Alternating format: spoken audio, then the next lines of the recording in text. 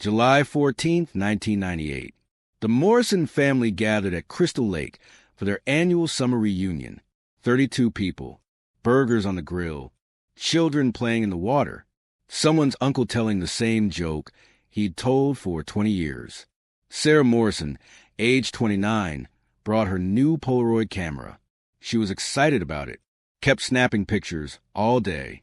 Her husband, Tom, her 2 daughters, 7-year-old Rachel and 4-year-old Amy. Perfect moments frozen in time. At 4:47 p.m., Sarah took what she thought would be a throwaway shot. The girls were running toward the lake, blurry, out of focus. She almost tossed it, but something made her keep it. That photograph sat in a box for 23 years, buried under birthday cards, school reports, old tax returns. The kind of forgotten memory that families accumulate in attics and basements across America. But in 2021, when Rachel Morrison was cleaning out her deceased mother's house, she found that box, found that photograph. And when she looked closely, really looked, she saw something that made her blood run cold. In the tree, barely visible, a man standing perfectly still, watching the children play.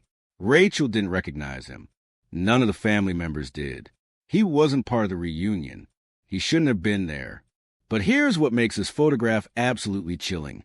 Exactly 6 hours after it was taken, 7-year-old Rachel Morrison vanished from that very lake. For 23 years, investigators believed Rachel had drowned. Tragic accident. The lake was deep, the currents unpredictable. They searched for 3 weeks. Never found a body. Eventually, the case went cold. The family grieved, moved on as best they could. Sarah Morrison never fully recovered. She died in 2020, still believing her daughter had died that day at the lake. But that photograph told a different story. A story investigators had missed for over 2 decades. A story that would eventually lead to one of the most disturbing revelations in Pacific Northwest criminal history. Because that man in the tree, he wasn't just watching. He was hunting. And Rachel Morrison wasn't his first victim. She wasn't even his 10th. Before we dive deeper, let us know in the comments where you're watching from.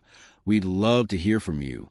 And don't forget to hit that subscribe button so you never miss any of our upcoming videos. This is a story of how one overlooked photograph unraveled a mystery that had haunted dozens of families for nearly 3 decades. A mystery that raises questions we still can't fully answer. How did a serial predator operate in plain sight at public lakes and parks across Washington and Oregon for over 25 years without being caught? Why did investigators dismiss early warning signs that might have prevented at least a dozen disappearances? And most disturbing of all, what happened to the children who were never found? Between 1987 and 2012, 43 children disappeared from recreational areas in Washington and Oregon. State parks, public beaches, campgrounds, popular hiking trails. Most cases were ruled as accidental drownings or children lost in the wilderness. The bodies of 19 were eventually recovered. 24 were never found. At the time, no one connected these cases. Different jurisdictions, different circumstances, different years. But they all shared one crucial detail that investigators missed. Someone had been watching. When Rachel Morrison discovered that figure in her family photograph, she did something investigators in 1998 never thought to do. She started looking at other family photos from that day. Photos her aunts and uncles had taken. Photos that had been sitting in albums and shoeboxes for 23 years. And in 7 different photographs, taken by 7 different people over the course of that afternoon, she found him, always in the background. Always watching, always positioned with a clear view of the children. Rachel took those photographs to the Clarkston County Sheriff's Department.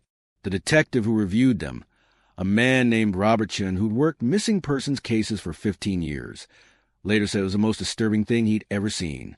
Because Detective Chun recognized something in those photographs, something that connected them to cases he'd worked before, cases that had gone cold, cases that had haunted him for years. The man in the photographs had a pattern, and once you knew what to look for, you could see it everywhere. To understand how this happened, how one man could operate undetected for so long, We need to go back to that summer day in 1998. Crystal Lake, Washington, a popular recreation area about 2 hours northeast of Seattle. On any given summer weekend, you find hundreds of families there. Swimming, fishing, camping. It was considered one of the safest, most family-friendly destinations in the state. The Morrison family had been coming to Crystal Lake for their reunion every July since 1985. Same weekend, same campsite. It was tradition. Sarah Morrison loved these gatherings. She was the organizer, the one who sent out the invitations, who coordinated the potluck, who made sure everyone felt included. Her friends described her as warm, generous, the kind of person who remembered everyone's birthday. Her husband, Tom, was quieter, an accountant, steady, reliable, the kind of father who taught his daughters to swim, who checked their homework, who showed up to every school event. Rachel, their eldest, was 7 years old that summer, bright, curious, already reading at a 5th grade level. She loved nature, collected interesting rocks and leaves, wanted to be a scientist when she grew up. Amy, the youngest, was 4, still believed in magic, still thought her father could fix anything. That morning started like every other reunion. Tom's brother Michael arrived first with his family.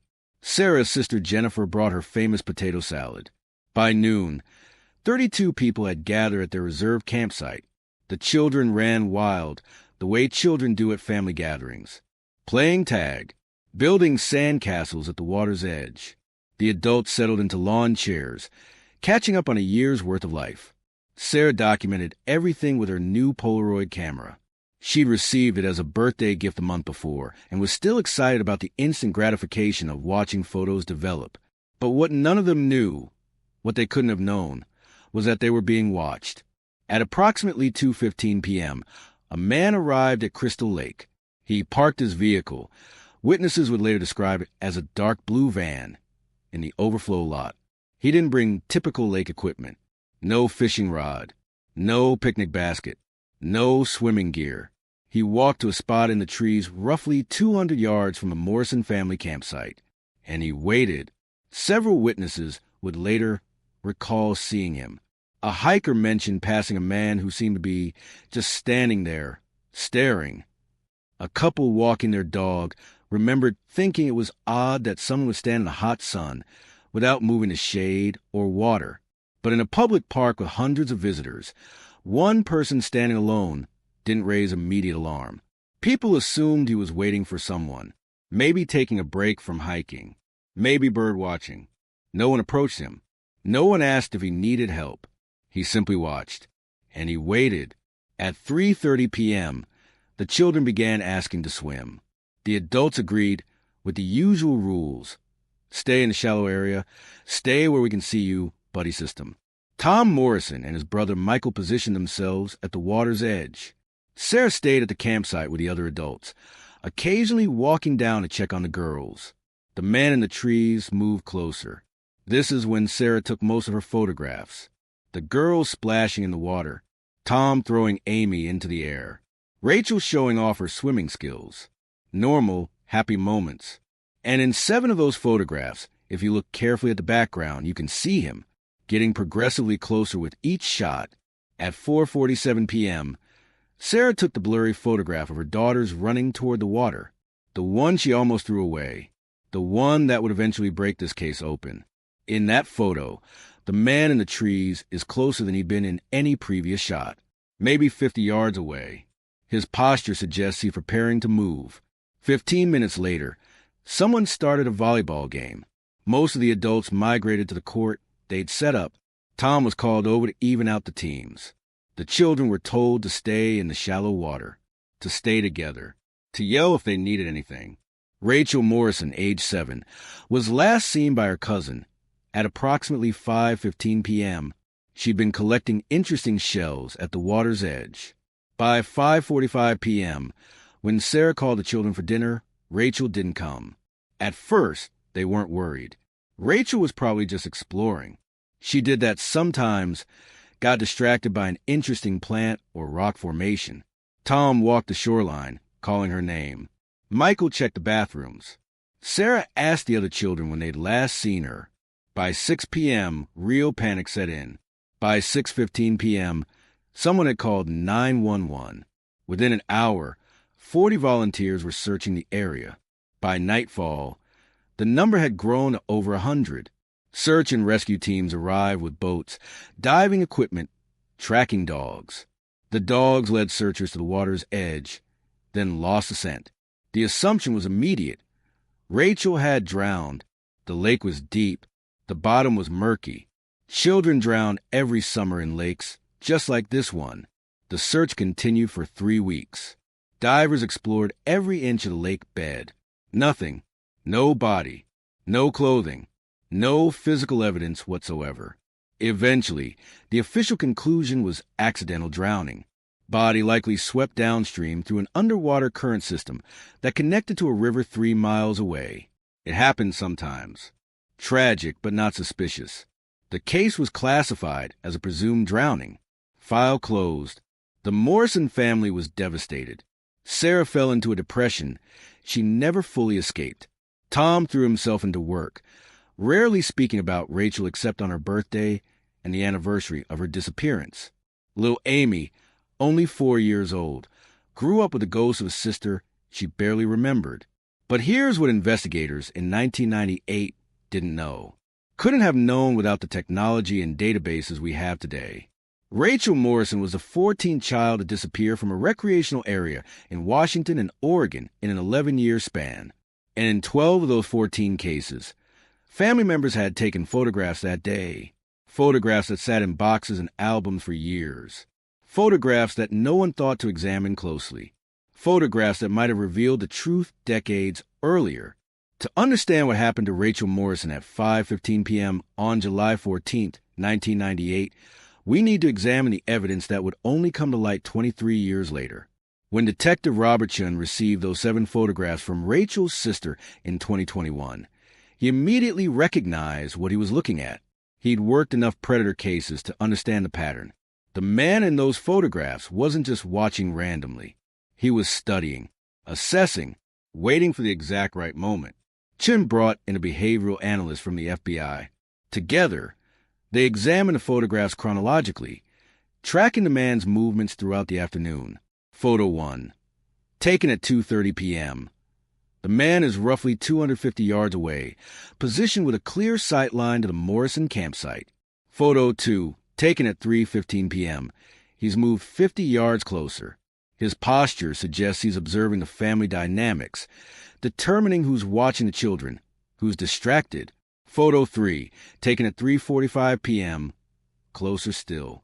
The children are entering the water. He's positioned himself with a view of both the water and the parking area. Photo 4. Taken at 4:20 p.m. He's moved to a position that would allow quick access to a trail that leads away from a main area, an escape route. Photos 5, 6, and 7. Progressive movement closer to the children. In the final photograph, taken at 4:47 p.m., he's less than 50 yards away. The behavioral analyst noted something else. Something that made even seasoned investigators uncomfortable. In each photograph where children are visible, the man's body positioning suggests he's focused specifically on Rachel Morrison. She was slightly separated from the other children. She wandered more. She was at an age where she might talk to a friendly adult, but was still trusting enough to be lured. She was, in the clinical language of predator psychology, the optimal target. Here's what investigators now believe happened. At approximately 5:10 p.m., most of the adults moved to the volleyball court. The children were told to stay in the shallow water, but Rachel, curious, independent Rachel, saw something interesting at the water's edge. Maybe a shell, maybe an unusual rock. She walked along the shoreline, moving gradually away from her cousins. The man in the trees saw his opportunity. Witnesses would later recall, after being re-interviewed in 2021, seeing a man approach a child near the water around 5:15 p.m. At the time, they assumed it was the child's father. People don't immediately suspect abduction in crowded public spaces. The approach was likely casual, non-threatening. Perhaps he asked if she'd lost something. Perhaps he said he'd seen her parents looking for her. Perhaps he said he'd found an injured animal that needed help. Whatever he said, It was effective enough to get 7-year-old Rachel Morrison to follow him toward the tree line. From there, the trail he'd positioned himself near led to the overflow parking lot. Less than a 3-minute walk. His van was parked in a spot with no security cameras. This was 1998. Security technology was limited, especially in rural recreational areas. By the time Sarah Morrison realized Rachel was missing at 5:45 p.m., the man and the child were likely already on Highway 20, heading east. But this is where the story becomes even more disturbing, because this wasn't a spontaneous crime. This wasn't a crime of opportunity. When investigators finally identified the man in those photographs, and we'll get to how they did that, they discovered something that explained how he'd operated successfully for so long. He kept journals. Detailed, meticulous journals documenting his surveillance of families at recreational areas throughout Washington and Oregon. The journal entry for July 14, 1998, was chilling in its clinical detachment. Crystal Lake, Morrison family reunion. Arrived 2 p.m. 32 individuals, 12 children. Established observation point, northeast tree line. Adult supervision inconsistent. Children given freedom and water. Identified optimal subject. Female, approximately 7 years, brown hair, green swimsuit. Shows independence from peer group. Probable success window. Late afternoon, when adult attention diverts to recreational activities. He had studied the Morrison family. Knew their patterns. Knew they came to Crystal Lake every July. Knew there would be a moment when the adults were distracted. He had planned this abduction. And according to his journals, he'd used the same methodology at least 37 times. But what happened to Rachel after he drove away from Crystal Lake? For 23 years, that question had no answer. Sarah Morrison died believing her daughter had drowned, that her body was somewhere at the bottom of that lake, or swept away in underwater currents. The truth was far worse. In the immediate aftermath of Rachel Morrison's disappearance, the investigation was massive. Over 3 weeks, hundreds of volunteers searched Crystal Lake and surrounding areas. Dive teams explored the lake bed. Helicopters with thermal imaging flew grid patterns over the forest. Clarkston County Sheriff's Department treated it as a potential drowning, which shaped every decision that followed. They interviewed witnesses, dozens of people who'd been at the lake that day. But the questions they asked were focused on water safety. Had anyone seen Rachel swimming in deep water? Had anyone seen her struggling? Had anyone seen her leave the swimming area? 3 witnesses mentioned seeing a man in the trees. 2 mentioned seeing a man approach a child near the water around 5:15 p.m. But in the context of a drowning investigation, these details seemed irrelevant. People were constantly at the lake. Men talked to children all the time, their own children, their friends' children. The lead investigator, Detective William Foster, later admitted that he dismissed these witness statements as unrelated to Rachel's disappearance. He was looking for evidence of drowning, not abduction. We had tunnel vision. Foster said in a 2021 interview, after the case was reopened, we saw what we expected to see. A child went missing near water. We assumed drowning. We never seriously considered abduction because there was no evidence of struggle, no screaming, no obvious signs of violence. We were wrong. The case officially went cold in September 1998, listed as presumed drowning, body unrecovered. The Morrison family tried to move on. Sarah Morrison became involved with a support group for families of drowning victims. Tom Morrison refused to return to Crystal Lake. Amy Morrison grew up marked by the absence of a sister she barely remembered. But every year on July 14th, Sarah Morrison drove to Crystal Lake, sat at the picnic area where their campsite had been, left flowers at the water's edge. She did this every year for 22 years, until her death in December 2020. Sarah died believing her daughter had drowned. That was a tragic accident, that no one was to blame except perhaps herself for not watching closely enough. She never knew the truth. After her mother's death, Rachel's younger sister, who'd been renamed Jordan after the disappearance, in an attempt to give her an identity separate from the tragedy, began the difficult task of settling her mother's affairs. Sarah had been a keeper of memories. Boxes and boxes of photographs, letters, children's artwork, school reports.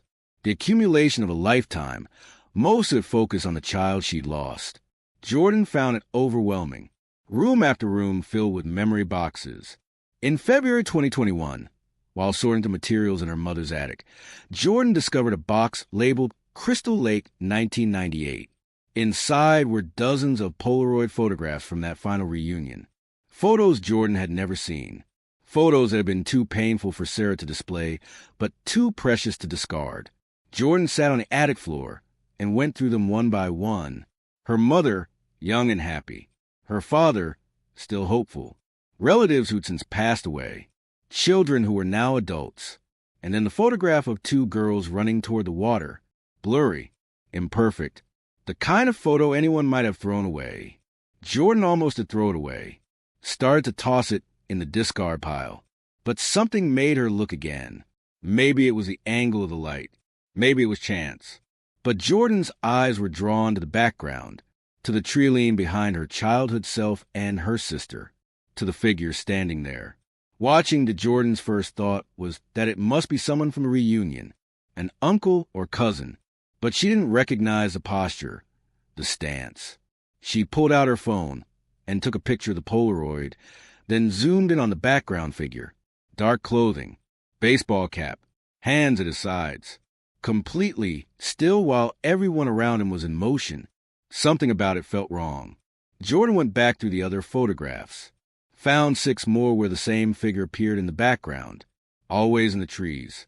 Always watching. Always focused on the same area, where the children were playing.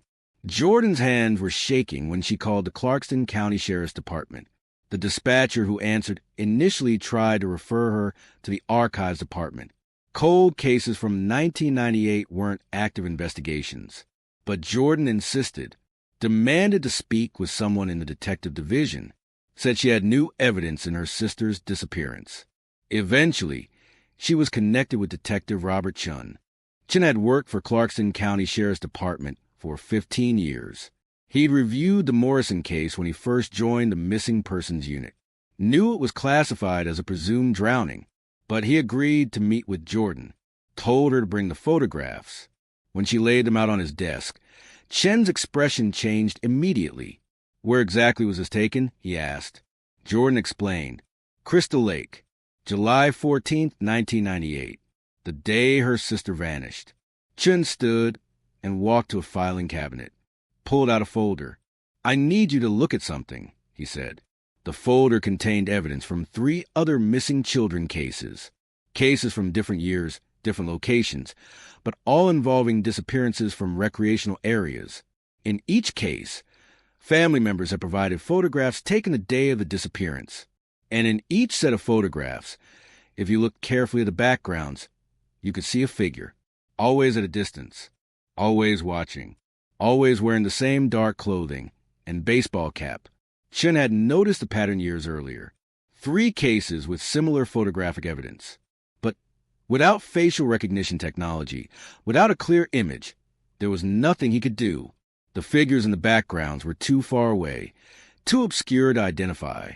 But now, with Jordan's 7 photographs from Crystal Lake, Chen had something he'd never had before, a progression. 7 photographs tracking the same individual's movement over several hours. Movement that showed clear intent, clear focus. Movement that ended minutes before a child vanished. Chen immediately reopened the Morrison case. But he didn't stop there. He requested all photographic evidence from every unsolved child disappearance in Washington and Oregon dating back to 1985. Every family photo, every news photograph, every image captured at recreational areas where children had gone missing. The response was overwhelming. Boxes and boxes of photographs arrived at his office. Chen assembled a team, 3 other detectives, a digital forensics expert, a behavioral analyst. They spent 3 months reviewing every photograph, looking at backgrounds, looking for patterns. What they found was staggering. In 43 unsolved child disappearance cases spanning from 1987 to 2012, they found photographic evidence of a background observer in 31 cases. Not all were clear enough to confirm it was the same individual. Lighting conditions varied. Image quality varied. Some were too distant or obscured. But in 17 cases, the figure in the background matched the distinctive characteristics from the Crystal Lake photographs. Dark clothing, baseball cap, specific posture, always maintaining distance but clear sightline to children. The behavioral analyst provided a profile. This was someone who understood how to blend into public spaces. Someone patient enough to spend hours observing before acting. Someone who understood family dynamics, knew when adults would be distracted. Someone who had been operating successfully for at least 25 years. But identifying a pattern wasn't the same as identifying a suspect. The photographs were too distant for facial recognition. The baseball cap obscured facial features. The clothing was generic, the kind of outdoor where thousands of people wore to parks and lakes. She needed a breakthrough, something that would connect the man in the photographs to an actual identity. That breakthrough came from an unexpected source. The digital forensics expert on Chen's team, a woman named Dr. Lisa Park, specialized in photographic enhancement and analysis. She took the clearest image from the Crystal Lake photographs, the final one, taken at 4:47 p.m., and began working on it with advanced software. Modern enhancement technology had capabilities that didn't exist in 1998. AI-driven image clarification, predictive modeling, pattern recognition. Dr. Park worked on the image for 2 weeks. She couldn't make the face clear enough for recognition. The resolution simply wasn't there. But she found something else. On the man's left hand, barely visible in the enhanced image, was what appeared to be a distinctive tattoo or birthmark, a dark mark, roughly rectangular, on the back of his hand between thumb and forefinger. It wasn't much, but it was something unique, something identifiable. Chen made a decision. He held a press conference. May 2021, 23 years after Rachel Morrison's disappearance. He released the enhanced photograph, asked the public for help, specifically asked if anyone recognized a distinctive mark on the hand. The response was immediate and overwhelming. The tip line received over 400 calls in the first 48 hours. Most were well-intentioned but unhelpful. People thought they recognized someone.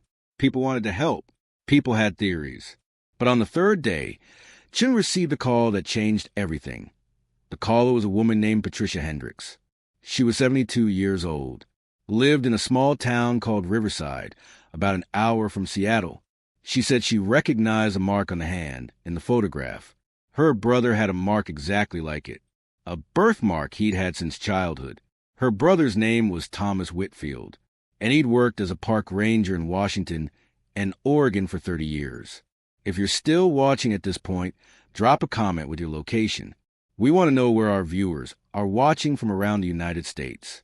Your engagement helps us bring you more stories like this. Thomas Whitfield, born February 3, 1954, in Olympia, Washington. By all accounts, a quiet, unremarkable man. He'd worked for the Washington State Parks Department from 1982 until his retirement in 2012. Started as a seasonal ranger, eventually became a full-time employee assigned to various recreational areas throughout western Washington and northern Oregon. His personnel file was clean. No complaints. No disciplinary actions. Regular performance reviews describe him as reliable, knowledgeable about park safety, and good with the public. He'd never been married, lived alone in a small house outside Riverside, kept to himself.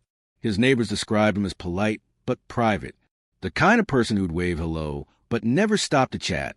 When Detective Chun received Patricia Hendricks' phone call, identifying her brother as the possible owner of the distinctive hand birthmark, his first action was to pull Whitfield's employment records. What he found made his blood run cold.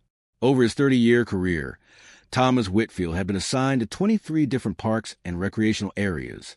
Chun cross-referenced those locations with the child disappearances they'd been investigating. The correlation was undeniable. Of the 43 child disappearances they'd been examining, 37 occur at locations where Thomas Whitfield had been employed as a ranger either at the time of the disappearance or within the previous 2 years. In 17 cases, Whitfield had been on duty the exact day the child vanished. But here's what made it even more damning.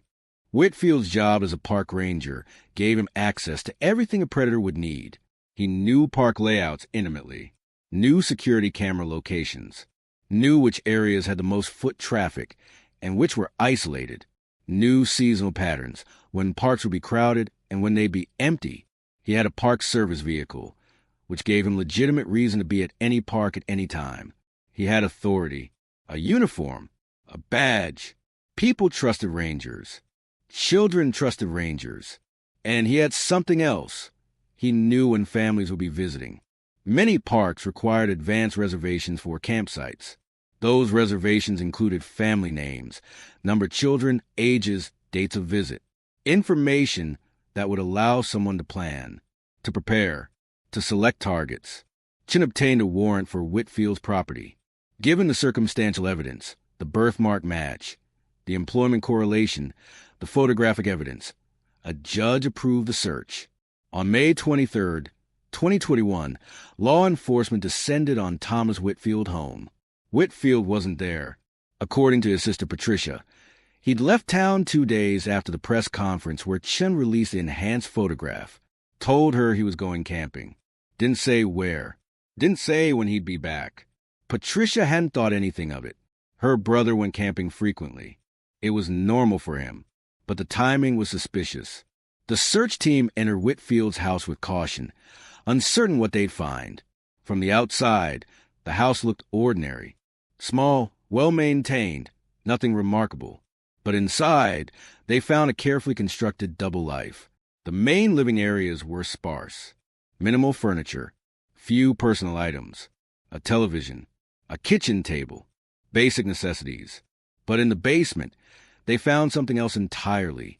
The basement had been converted into what investigators would later describe as a trophy room.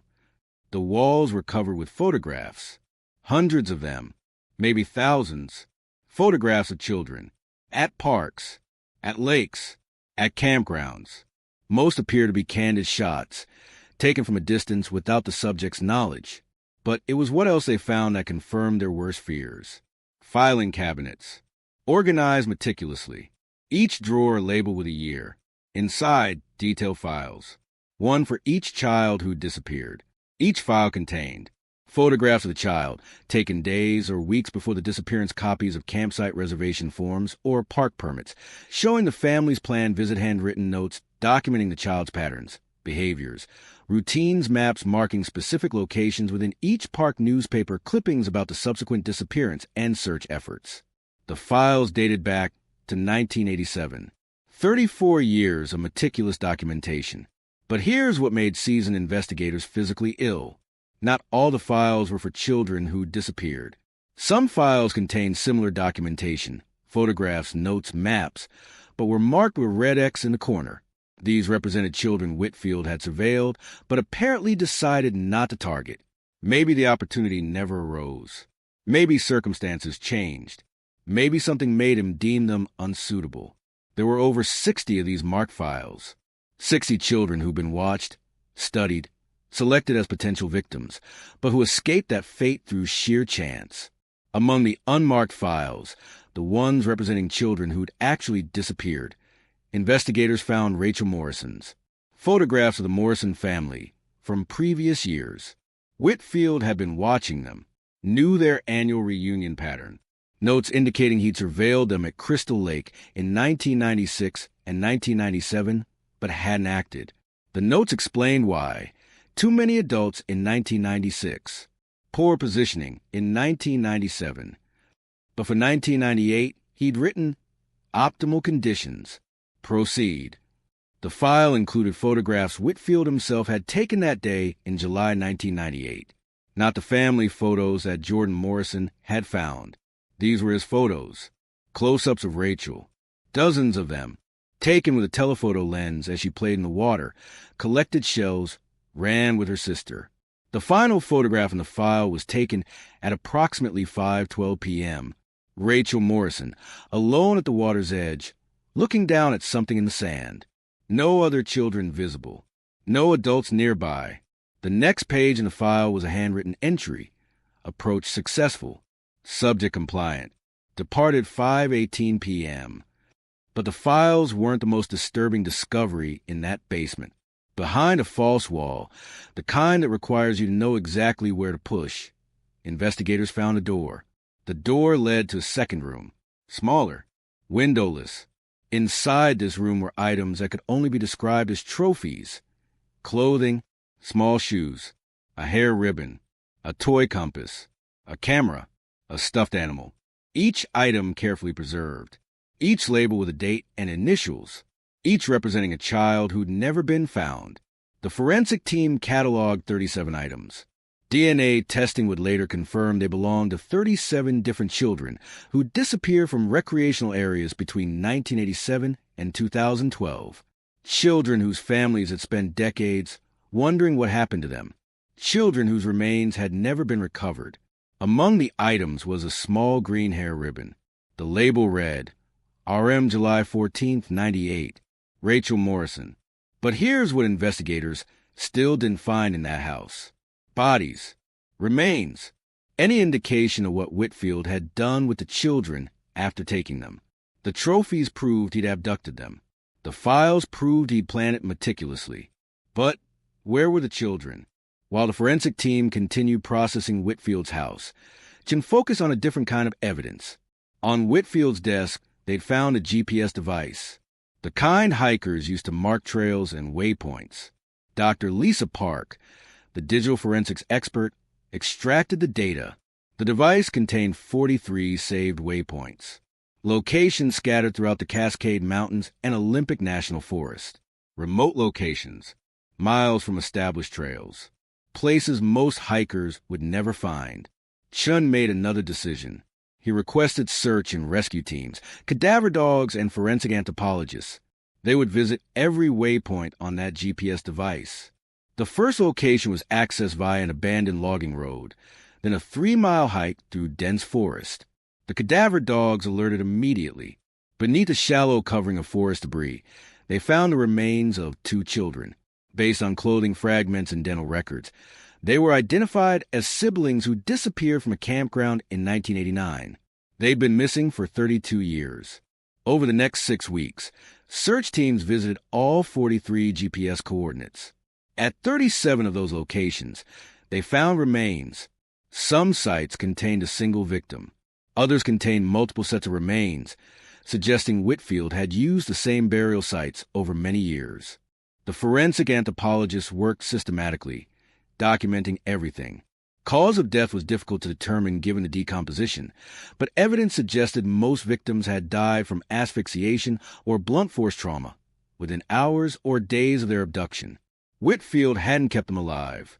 He'd taken them, killed them relatively quickly, and buried them in locations he'd scouted in advance. The trophies he kept weren't about preserving the victims.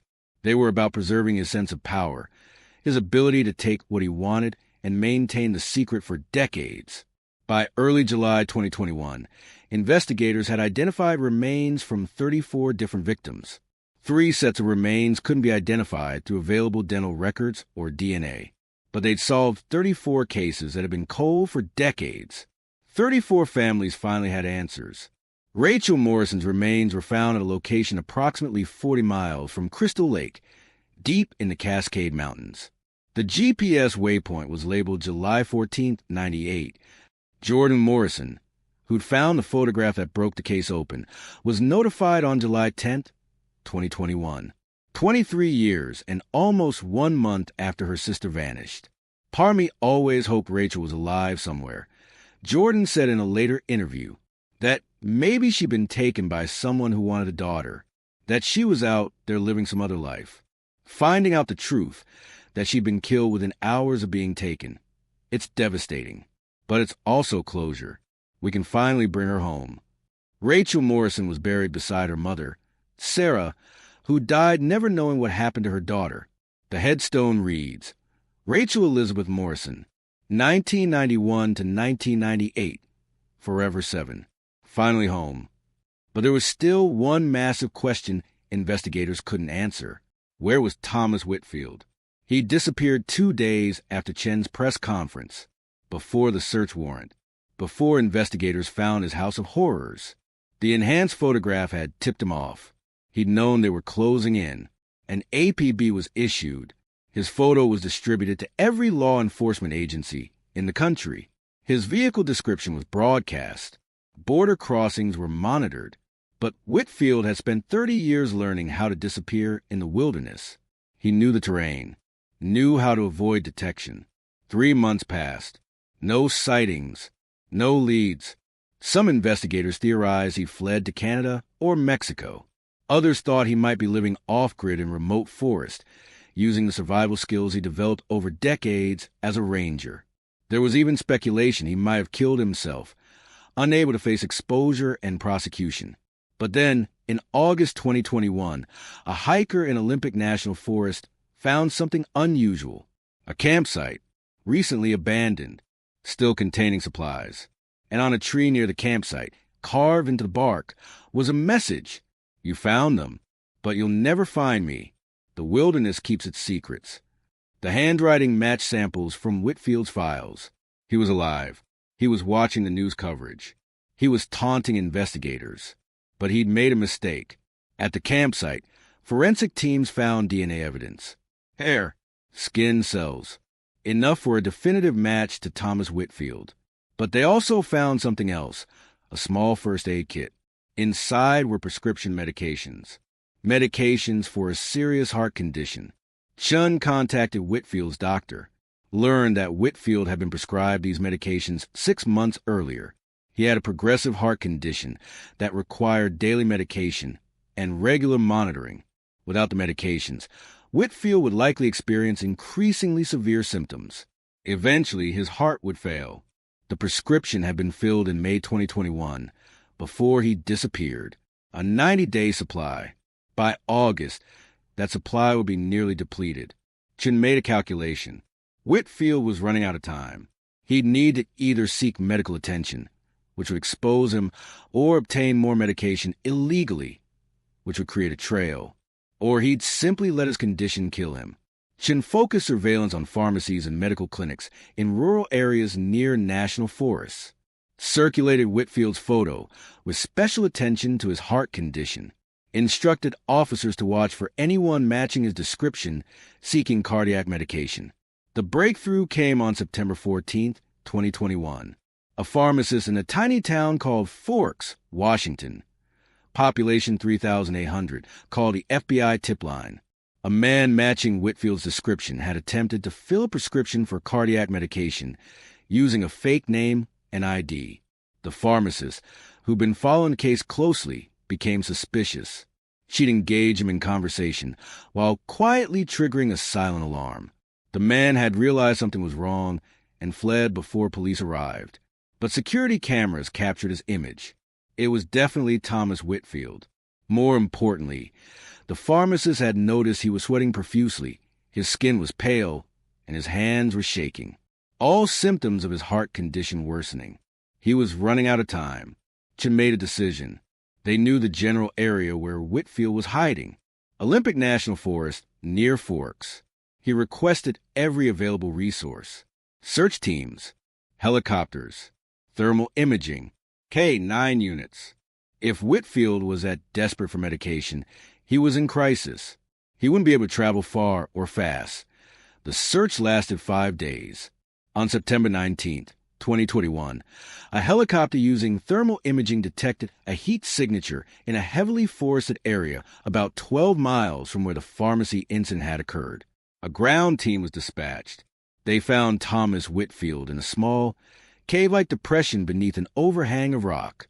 He constructed a basic shelter, had supplies for survival, food, water purification tablets, camping gear. But he was in medical distress, conscious but barely responsive. His heart was failing. He was airlifted to Olympic Medical Center in critical condition. Doctors stabilized him over the next 48 hours. He would survive to face trial. But Thomas Whitfield never spoke. Not to investigators, not to doctors, not to the appointed public defender. He maintained complete silence. The trial of Thomas Whitfield began in March 2022.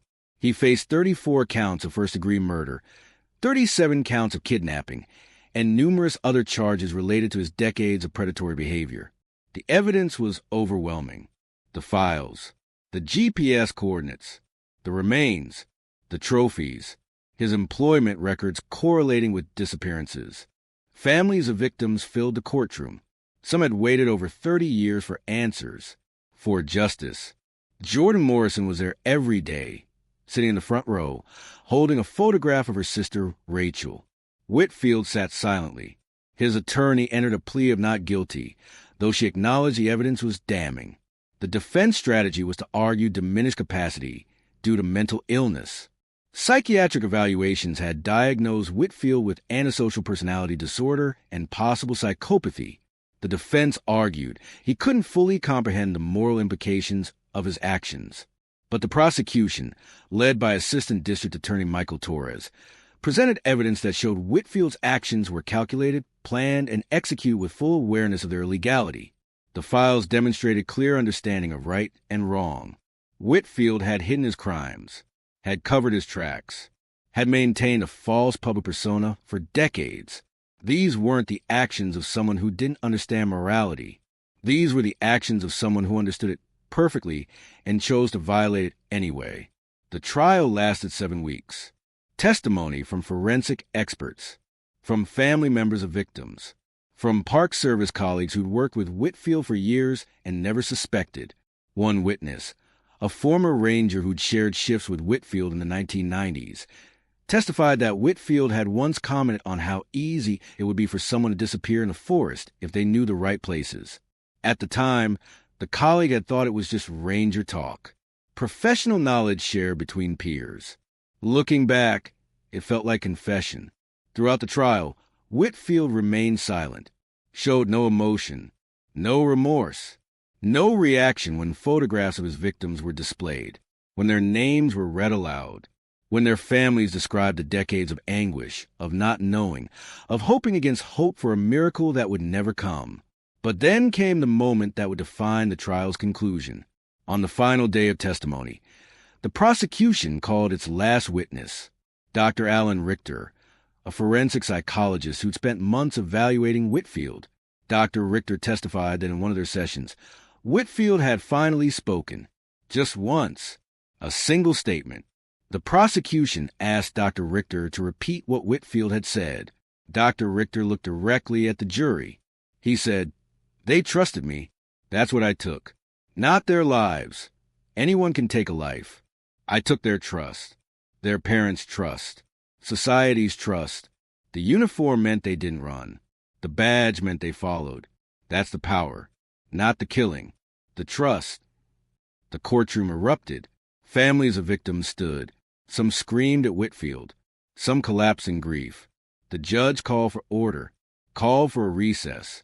But the damage, or rather the truth, had been exposed. Whitfield hadn't just killed children. He'd weaponized the very systems designed to protect them. The Park Service, the Ranger uniform, the authority society grants to those who appear to serve the public good.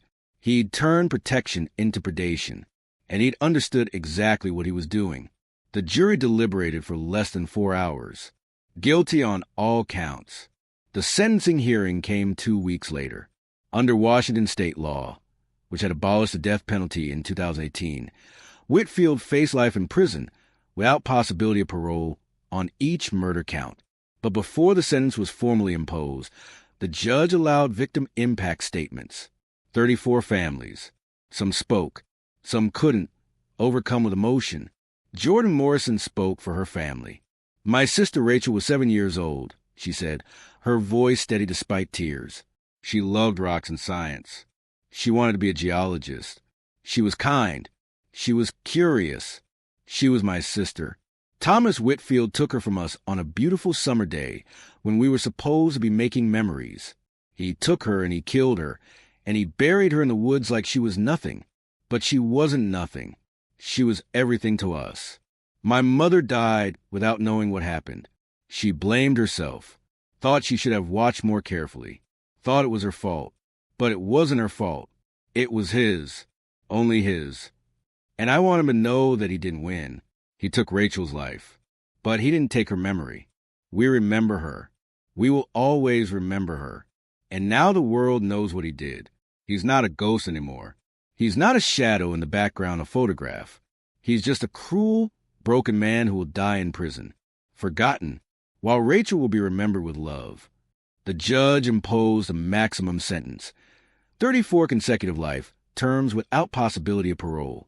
Thomas Whitfield would spend the rest of his life in Washington State Penitentiary. He would never walk in the wilderness again. But even with Whitfield convicted and imprisoned, the story wasn't quite finished, because there was still one mystery investigators couldn't solve. Remember the GPS device found in Whitfield's house? The one with 43 saved waypoints? Search teams had found remains at 37 of those locations. 0.6 waypoints led to locations where they found nothing. Chin returned to those sites multiple times, brought cadaver dogs, forensic teams, ground-penetrating radar. Nothing. So what were those 6 locations? Some investigators theorized they were decoys, false trails Whitfield had created in case his GPS was ever found. Others thought they might be sites he'd scouted but never used. But Chun had a different theory. He noticed something about those 6 locations. They were all accessible by road. Unlike the 37 burial sites, which required hiking to reach, these 6 could be driven to. What if they weren't burial sites? What if they were something else? Chin visited the first location with a fresh perspective, not looking for graves, looking for anything unusual. The location was an abandoned rest area off Highway 101, closed in 2005 due to budget cuts, overgrown, forgotten. But in the parking area, beneath years of accumulated debris, Chun found something. Tire tracks, preserved in a patch of mud that had hardened and been protected from weather by an overhang. Deep tracks, the kind left by a vehicle that had been parked there for some time, parked heavily enough to leave significant impressions. Chun took measurements, matched them against Whitfield's vehicle records. The tracks matched his van. But why would Whitfield repeatedly visit an abandoned rest area? Chin examined the location more carefully. The rest area had originally included restrooms and picnic tables. The facilities had been demolished when the site closed, but the foundations remained. And beneath one of those foundations, hidden behind debris, Chin found a locked metal box. The box was weatherproof, designed to withstand the elements. Inside were videotapes, old VHS format, dozens of them, each labeled with dates spanning from 1988 to 2011. The tapes were sent to the forensic lab for analysis. Chun debated whether to watch them, whether he wanted to know what they contained. But his duty was to the victims, to their families, to the truth. He watched them. The tapes documented Whitfield's crimes, not the murders themselves, but the surveillance, the stalking, hours of footage showing him watching families at parks and lakes. The final tape, dated November 2011, was different. It showed Whitfield in his ranger uniform, speaking directly to the camera. "If you're watching this," he said, "it means I've been caught or I'm dead. Either way, my work is finished. I started in 1987.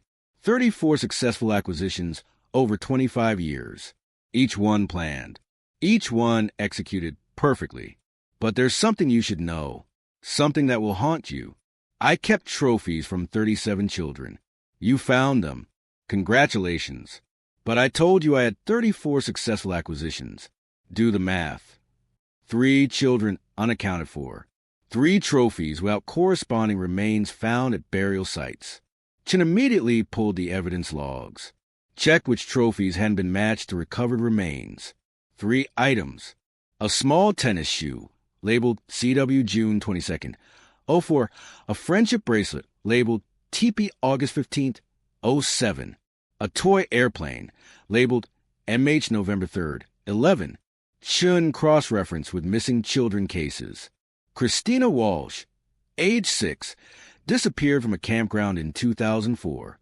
Tyler Patterson, age 8, disappeared from a state park in 2007. Marcus Henderson, age 9, disappeared from a beach in 2011. All 3 cases had been investigated. All 3 had Whitfield's employment correlation. All 3 were presumed victims. But their remains had never been found at any of the GPS coordinates. Chin returned to the videotape. Whitfield was still speaking. "Those 3 are different. I took them, yes, but I didn't kill them. I gave them away. There are others like me, people who understand what I understand, people who share my philosophy. 3 children delivered to 3 different individuals who wanted what I could provide. I'll never tell you who they were. I'll never tell you where the children went. That secret dies with me, but you should know they're out there, living under different names, with different families. Maybe they remember who they were. Maybe they don't. Maybe they're happy. Maybe they're not. But they're alive, and you'll spend the rest of your lives wondering. Chun sat in that viewing room for a long time after the tape ended. Whitfield had died in prison in January 2023, 18 months after his conviction. Heart failure. Natural causes. He'd taken his final secret with him. Chun had to notify the families of Christina Walsh, Tyler Patterson, and Marcus Henderson. Had to tell them their children might be alive somewhere, living with strangers, possibly believing those strangers were their real families. Or Whitfield could have been lying. One final act of cruelty, making families hope when there was no hope. The FBI opened investigations into all 3 cases, renewed missing children alerts, used age progression technology to show what the children might look like now. Christina Walsh would be 25 years old. Tyler Patterson would be 24. Marcus Henderson would be 21. To date, none of them have been found. The FBI continues to investigate, continues to search for any connection that might lead to the individuals Whitfield claimed he'd given the children to. But Whitfield had been careful.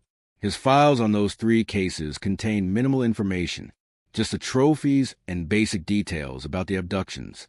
If he'd truly given them to others, he'd hidden that connection completely. And so the story of Thomas Whitfield ends not with complete closure, but with an agonizing question mark. 34 families found their children and laid them to rest. 3 families still wait, still hope, still wonder. The case of Thomas Whitfield changed how law enforcement handles missing children cases at recreational areas. Following the investigation, a national database was created to track patterns in child disappearances from parks and public lands. Security measures at popular family destinations were enhanced. Background check requirements for Park Service employees were strengthened. Rachel Morrison's photograph, the one her mother almost threw away, is now used in training for investigators. It teaches them to look at backgrounds in family photos, to notice things that seem insignificant, to never assume. Jordan Morrison established the Rachel Elizabeth Morrison Foundation, which provides support to families of missing children and funds research into predator behavior patterns. She visits schools, teaching children about safety, teaching them that sometimes the people who seem trustworthy, who have uniforms and badges and authority, might not be. Commentary in Whitfield's voice, explaining why he'd selected certain children, what made them optimal targets. His thought process. It was evidence, disturbing, sickening evidence, but not the revelation Chin had feared, until the final tape. It's a difficult message. We want children to trust rangers, police officers, firefighters. We want them to feel safe seeking help from those authorities. But Whitfield weaponized that trust. I don't want kids to be paranoid, Jordan said in a recent interview, but I want them to be aware. I want parents to take photos at parks and beaches. Lots of photos. Look at the backgrounds. Notice who's there who shouldn't be. If my mother had looked closely at that photo in 1998, if she'd noticed a man in the trees and reported him, maybe Rachel would still be alive. Maybe all those other children would be alive. We can't change the past, but we can change the future. The remains of the 34 identified victims have all been returned to their families. Memorial services were held. Lives celebrated. Decades of not knowing finally answered. It's not the ending anyone wanted, but it's an ending for Christina Walsh, Tyler Patterson, and Marcus Henderson. If they're still alive somewhere, there's still hope for a different ending. The FBI maintains active investigations, follows every lead, checks every possibility. Their families wait. This case raises profound questions about trust, about authority, about how we balance freedom and safety in public spaces. For 30 years, Thomas Whitfield exploited a system that relied on trust. He understood that people don't question someone in a uniform.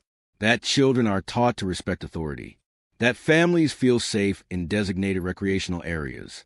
He used our better instincts against us. But here's what's important to understand. Cases like Whitfield's are rare, extraordinarily rare. The vast majority of park rangers, police officers, teachers, coaches, people in positions of authority over children, are good people doing difficult jobs. The goal isn't to create paranoia. It's to create awareness, to pay attention, to trust but verify, to take photographs and actually look at them, to report suspicious behavior, even if it makes you feel foolish.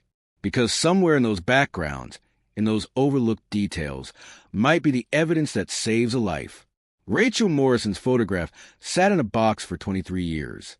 It was taken by accident. It was almost thrown away. It was overlooked by investigators for decades. But when someone finally really looked at it, when Jordan Morrison saw what her mother never had time to notice, it changed everything. It brought justice to 34 families. It exposed a predator who'd operated in plain sight for a generation. And it taught us a lesson we should never forget. The truth is often hiding in plain sight, in the background, in the details we dismiss as unimportant. Sometimes the most crucial evidence is what we almost threw away. What's your take on this case? Should park security be further enhanced? Or would that fundamentally change the nature of public recreational spaces? Drop your thoughts in the comments below. And if you think this story is shocking, wait until you see what we've uncovered for next week's video. A cold case from 1983 that was just solved because someone noticed something strange in their grandmother's old photo album. Something that connects to a series of disappearances everyone thought were unrelated. You won't want to miss it. If this video opened your eyes to something you'd never considered before, hit that like button and share it with someone who needs to hear the story. And subscribe so you never miss our deep investigations into true cases that changed how we understand crime and justice. Until next time, stay aware, stay safe, and remember, sometimes the smallest detail changes everything.